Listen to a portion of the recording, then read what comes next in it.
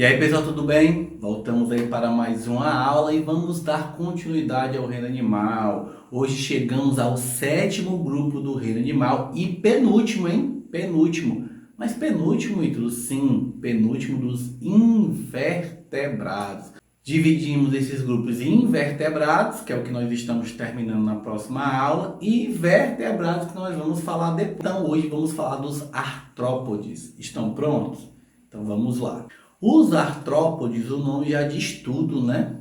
A palavra vem do grego artron, articulação, podos, pés, ou seja, pés articulados.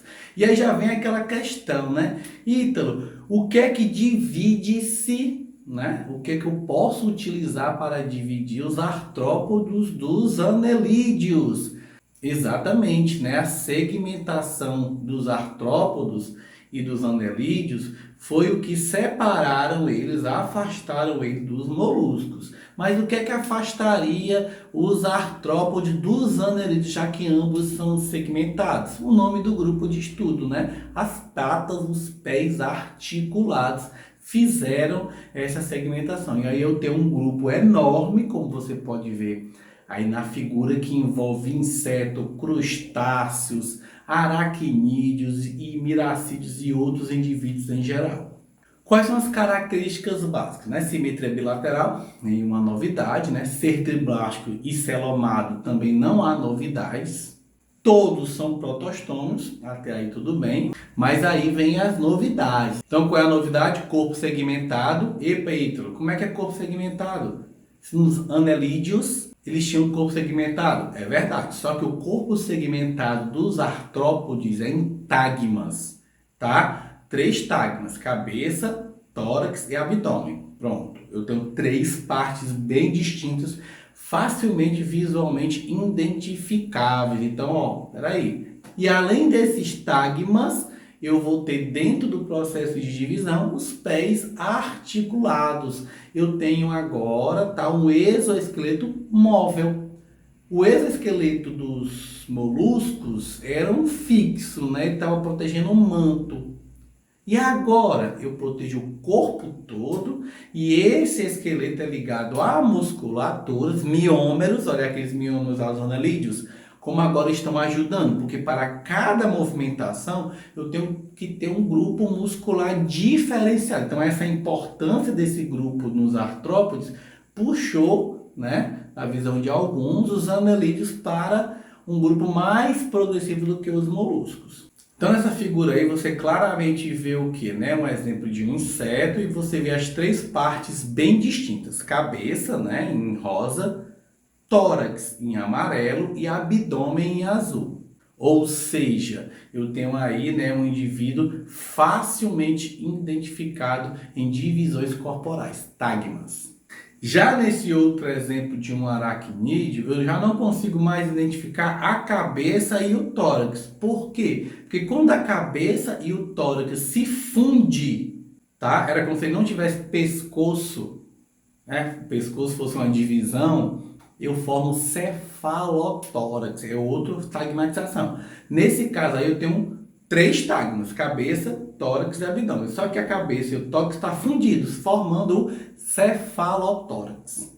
E agora se gera uma coisa interessantíssima dentro dos artrópodes, né? Já que o artrópode ele tem um exoesqueleto cobrindo o corpo todo, diferente dos moluscos que só cobriam uma parte, agora gera-se um problema, né? Como crescer? Nesse gráfico você observa em vermelho a linha de crescimento de qualquer outro animal, tirando os artrópodes, tá? Então eu vou me colocar nesse caso. Se você observar a linha inicial, né, que é o meu nascimento, eu vim me desenvolvendo, praticamente 50% do meu crescimento ocorreu até os 3 anos de idade e os outros 50% até os 20 anos, né? Vamos generalizar. Quando chegou 20 anos, eu vou estagnar. É uma curva de crescimento, né? Até que chega numa estagnação, ela continua. No artrópode não pode ser assim. Por quê? Porque eu tenho o exoesqueleto. Então o artrópode, ele se obriga a periodicamente trocar esse exoesqueleto. Como é que ele troca? Como é o nome desse processo? É chamado de muda ou equidisa. tá? O que é isso? No momento que eu tiver apertado no meu corpo, eu vou sair de dentro do exoesqueleto, tá bom? Vou gerar um novo exoesqueleto folgado que gere um crescimento. Por isso que você vê a curva assim, ela cresce, a estagna, aí cresce, a estagna, cresce, estagna. Ela é pontual. Cada crescimento e estagnação, ele culmina numa muda. Então, às vezes você vai lá na sua gaveta, abre sua gaveta e acha ali uma asinha de barata, uma perninha de barata e fala, mãe! Ou então sua mãe vem e fala assim, rapaz, uma barata morreu aqui. A barata não morreu ali. O que a barata fez? Ela precisava fazer uma muda, foi até um local calmo, uma gaveta que você abre esporadicamente, saiu de dentro da carapaça, tá? Se inchou, criou uma nova carapaça, foi embora e deixou aquela antiga. Acontece muito nos mares, né? Você, se um dia eu fosse engenheiro de pesca, como eu sou, né, na minha primeira formação, nunca iria fazer uma despesca, uma captura de camarão próximo à lua cheia ou à lua nova. Não. Então, por que eu não posso fazer a despesca? Porque quando a lua está ficando cheia, o camarão é hora de fazer a muda. Ele sai de dentro da carapaça dele. Então ele abre a carapacinha, tá? Sai de dentro da carapaça, se incha, bebe muita água, espera uma nova carapaça se formar, endurecer, solta a água. Se eu jogar a rede ou se eu abrir o canal para capturar aquele animal, quando ele bater numa rede de captura, ele vai se despedaçar porque ele está sem o exoesqueleto dele. Né? Também acontece com os camarões, também acontece lá com os siris, com os caranguejos. Então, se você vê um animalzinho lá todo mole, se você vê um animalzinho lá, um caranguejo no mangue, todo mole, balançar e as ele morreu, ele não morreu, ele trocou de carapaça. E isso vai até o máximo de crescimento e da espécie. Quando ele chega no máximo de crescimento, ele para de fazer muda. Vamos falar um pouquinho da classificação dos artrópodes, tá? Quais fatores eu uso para classificar? Eu uso os tagmas, as quantidades de pata, a presença ou não de asa, de apêndice, para classificar, né, os indivíduos, tá certo? Vou começar falando de dois grupos que são os miriápodes, né? Que são 1000 patas, aqueles animais que têm muitas patinhas, como a centopeia, o píoro de cobra, tá? O primeiro a falar são os dipópodes. Quem são os dipópodes? São aqueles que em cada segmento corporal ele tem 2 patas. Então fica fácil, né? Se eu peguei um animalzinho comprido, com carapaça externa, tá? De quitina, que eu esqueci de falar anteriormente. A carapaça, o exoesqueleto dele é de quitina, tá? É um açúcar misturado com proteína. É diferente dos moluscos, que é calcário, certo? E essa quitina facilita, é rígida e facilita a movimentação. Se você já veio para o Nordeste comer caranguejo, sabe que você tem que bater com um pauzinho ali para quebrar aquela quitina grossa e comer a carne, a musculatura de dentro, né, da carne do animal. Então eu tenho 2 patinhas, eu sou um dipópode. Se eu for um indivíduo, tá, também longitudinal, mas em cada segmento eu só tiver uma pata, então eu sou um quilópode. Então num quilópode de 100 segmentos, vamos supor, né? De 100 segmentos eu teria 200 patas, se eu fosse um quilópode. Mas se eu fosse um diplópode de 100 segmentos, eu teria 400 patas. Porque no diplópode tem 2 pares de patas por segmento e nos quilópodes só tem 1 par de pata por segmento. E aí nós vamos falar agora dos 3 maiores grupos, né, dentro dos artrópodes. Vamos começar com o inseto. O que é que me caracteriza como inseto? Simples. Eu tenho que ter a divisão tagmática corporal como cabeça, tórax e abdômen, tá? No tórax eu tenho que ter 3 pares de pata. Todo inseto tem 3 pares de pata. Pode ou não ter asas, tá? Dentro desse tórax, né? Em cima do tórax. E eu tenho que ter 1 par de antenas. Posso até ter mais, 2, mas eu tenho que ter 1 par de antenas, tá bom? Classe dos quelicerados ou aracnídeos, tá? Os aracnídeos ou quelicerados, porque eles têm uma pinçazinha que muitos dizem que é uma mão e não é, tá? Ou é um ganchinho, ou é uma pinça, como nos escorpiões ali não é pata, tá certo? Ele é dividido facilmente, tá? Como é que eu divido o corpo dele? Cefalotórax e abdômen. Então, e eu tenho que ter 4 pares de patas ligadas ao cefalotórax. Não tenho asas, nem tenho antenas. Pronto, é fácil classificar. Eu tenho aí um aracnídeo. E aí eu tenho um subfilo dos crustáceos, tá? Esse subfilo do crustáceo é muito grande, eu tenho muitos exemplos, então eu vou generalizar, tá? Vou começar lá pelo mínimo, né? Aquele popular, tá certo? Eu tenho que ter a divisão corporal em cefalotórax e abdômen, tá bom? Cefalotórax e abdômen, então semelhante aos aracnídeos, né? Só que eu tenho que ter no mínimo 5 pares de patas ligadas, tá, ao abdômen. Uma delas em forma de pinça, que aí é os malacósticas, que é o que mais você conhece, né? Siri, caranguejo, lagosta, camarão, todos têm 5 pares de patas. Não vai ter asa, ok? Você nunca viu um deles com asa, mas eles vão ter 2 pares de antenas, garantido. Eu tenho uma antena maior e uma antena menor. Sistema digestório completo, né? Boca e ânus, nenhuma novidade. Agora, da forma que eles comem depende muito do grupo. Nos insetos eu tenho vários tipos de aparelho bucal, eu tenho um lambedor, mordedor, picador, sugador. Nos aracnídeos, né, eu tenho os pedipalpos e as quelíceras que são utilizados para alimentação, para comer um outro indivíduo, né, comer um outro inseto. Já nos crustáceos eu tenho os baxilípedes, né, que ficam ali triturando tudo que ele pega. Eu já criei camarão em aquário, né? E aí você jogava uma raçãozinha, ou então às vezes tinha um peixe que tinha acabado de ter filhote e o meu camarãozinho ficava só esperando. Aí quando o peixinho passava, ele segurava aqui, ó, aí só botava no maxilípedes, que fica todo tempo mexendo, parecia aquelas trituradeiras. Matava o animal rapidamente. Circulação, todos têm circulação aberta, lacunal. Eu não tenho nenhum artrópode que tem circulação fechada. Sempre o sangue cai numa hemocele. Essa hemocele movimenta o sistema interno lento que cai novamente no vaso sanguíneo. Olha aí que regressão, tá? Eu tinha molusco com cefalópodes com sistema fechado.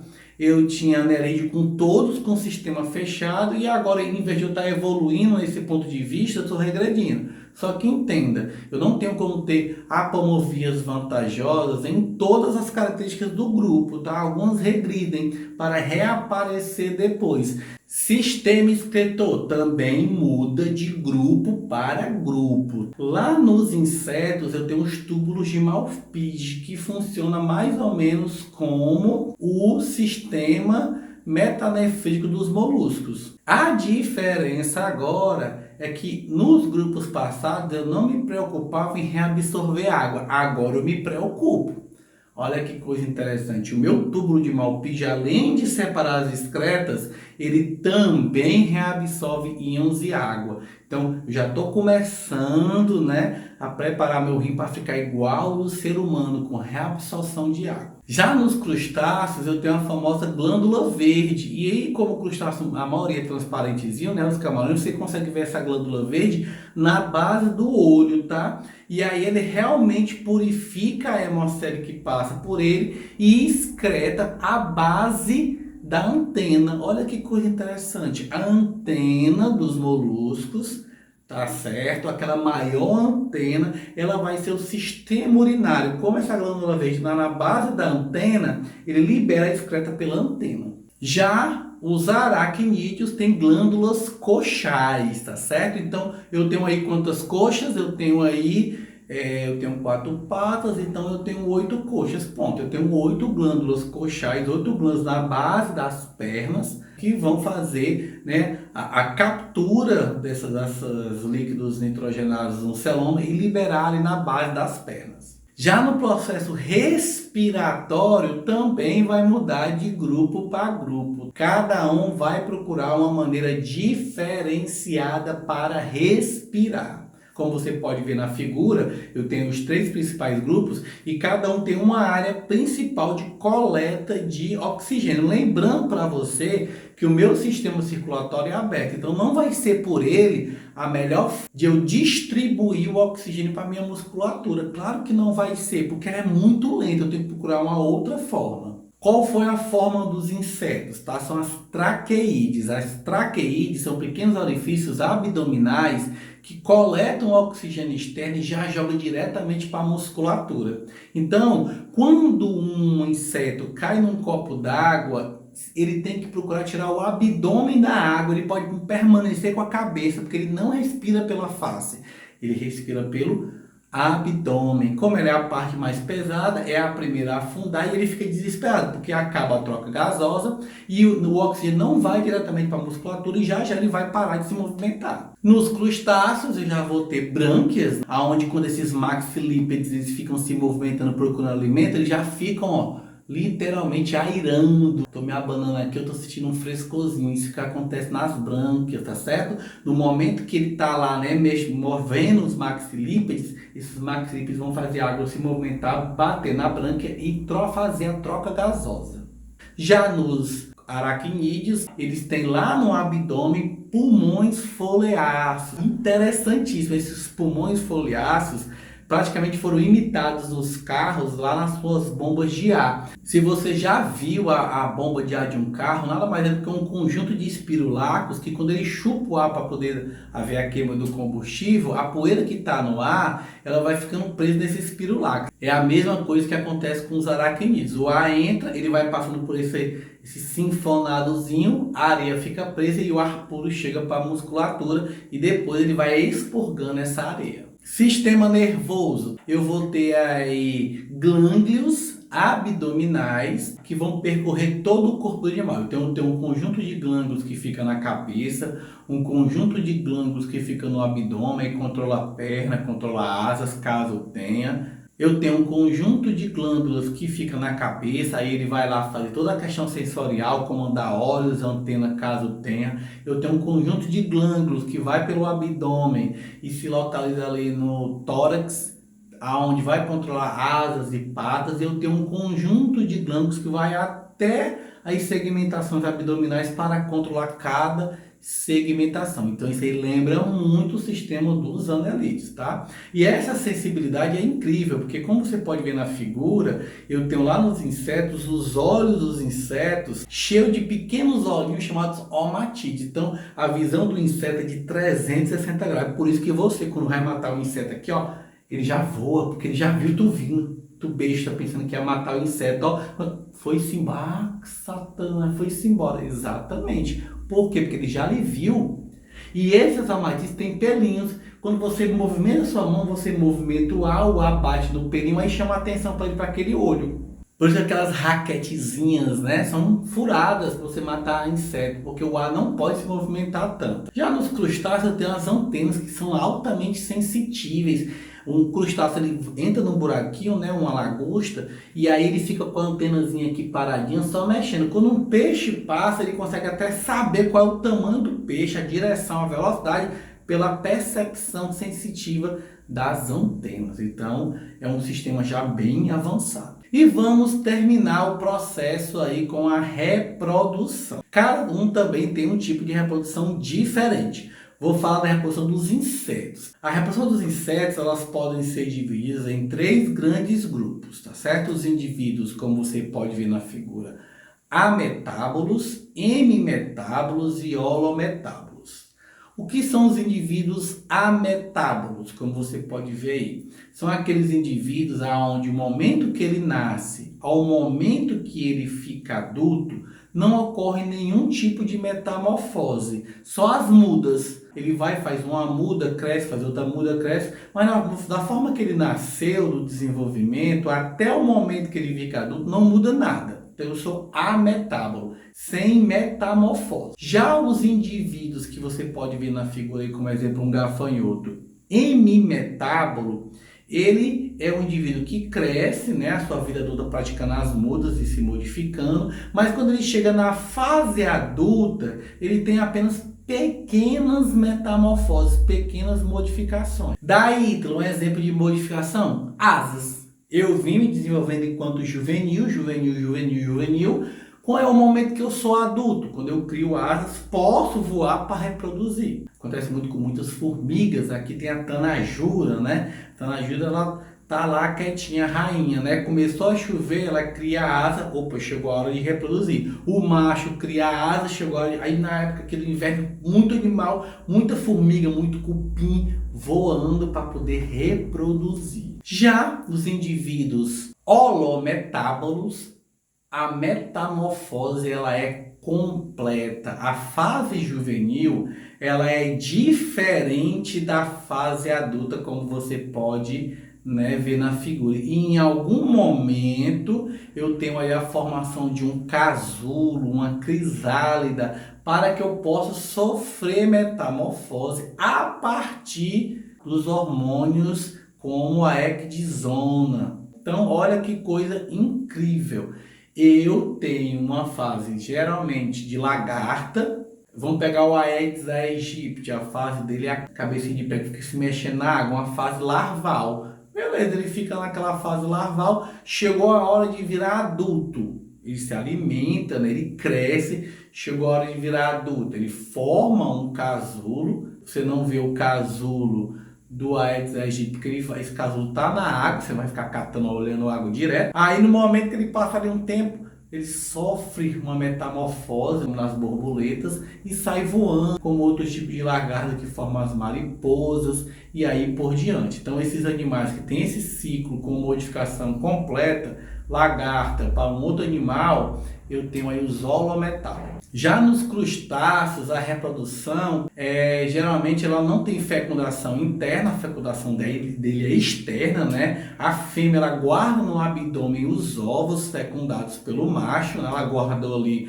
os ovos, aí o macho ejaculou e ela mexe e fecunda esses ovos, e aí quando ela chega no momento mais correto, mais propício, ela vai liberar esses ovos no ambiente. A partir do momento que esse ovo entra na água, eu vou passar uma série, um conjunto de etapas longas de modificação corporal. No caso aí do camarão, né, da lagosta, eu tenho as fases de náuplios, tá? A fase de zoea, a fase de missis, a fase de pré-adulto e adulto, tá? Juvenil e adulto.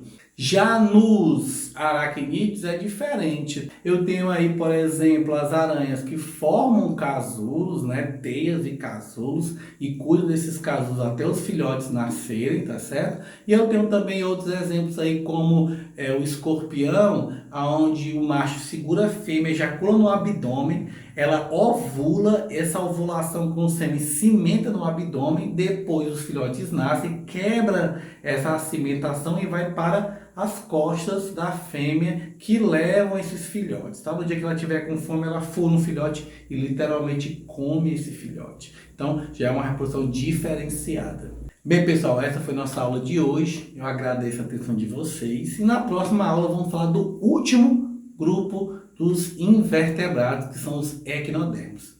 Obrigado pela atenção e tenham um bom dia.